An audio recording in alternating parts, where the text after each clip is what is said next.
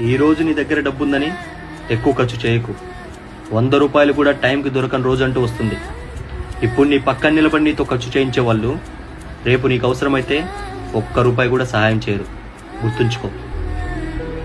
నీ మీద నమ్మకం ఉన్న వాళ్ళకి ఒట్టి పెట్టి నేను చెప్పేది నిజం అని చెప్పవలసిన అవసరం లేదు.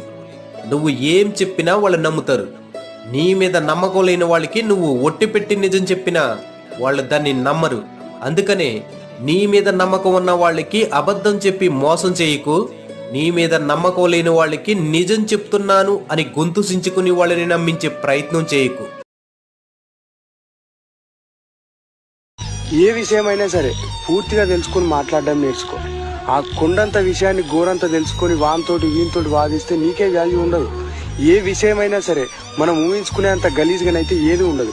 ఆ విషయం మొత్తం తెలిసినాక అరే ఇది ఇంతేనా అని నువ్వే అనుకుంటావు. తెలుసుకొని మాట్లాడు.